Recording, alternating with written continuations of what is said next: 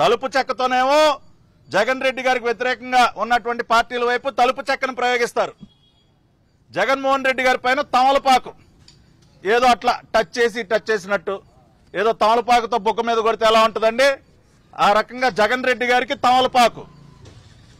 పాప ఆయనకి చాలా ఇష్టమైన వ్యక్తి కదండి, అందుకని ఆయన పైన తమలపాకు ప్రయోగిస్తారు ఉండవల్లి గారు. రెండో పక్కన తలుపు చెక్కలు ప్రయోగిస్తారు. ఇది మీ పరిస్థితి.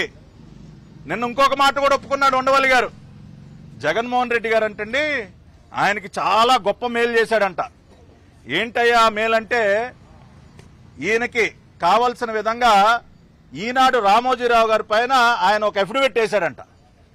ఆయన ఫ్లోలో ఒక నిజమైతే ఒప్పుకున్నాడు, సార్ జగన్మోహన్ రెడ్డి నాకు చాలా మేలు చేశాడు, నా కోసం ఒక అఫిడవిట్ వేశాడని. అంటే ఇదేమన్నా క్విట్ ప్రోకోనా మిస్టర్ ఉండవల్లి, ఇదేమన్నా క్విట్ ప్రోకోనా? నీకు కావాల్సినట్టు ఆయన ఒక అఫిడవిట్ వేయటం, ఆయనకు కావాల్సినట్టు నువ్వు ఇక్కడ ఇంకో పిటిషన్ వేయటం, ఏంటా ఇదేమన్నా క్విట్ ప్రోకోనా? మీ ఇద్దరికి ఏమన్నా క్విట్ ప్రోకో ఒప్పందం ఉందా? అన్నా నీకోసం నేను ఒక అఫిడవిట్ వేస్తా, రామోజీరావు పైన నువ్వేదో ఆ రామోజీరావు గారి పైన నువ్వేదో చేస్తా ఉన్నావు, బురద జల్లుతా ఉన్నావు కదా, నేను కూడా ఇంకో బకెట్ జల్లుతాను, ఒక అఫిడవిట్ వేస్తానని జగన్ రెడ్డి అంటే, తమ్ముడు నువ్వు నాకు ఇంత చేస్తా ఉన్నావు, నీకోసం నేను కూడా ఒక పిటిషన్ వేస్తా, ఏమీ లేకపోయినా సిబిఐ కావాలని అడుగుతా అని ఇద్దరే ఉన్న క్విట్ ప్రోకో అగ్రిమెంట్ కుదుర్చుకున్నారా మీరిద్దరు?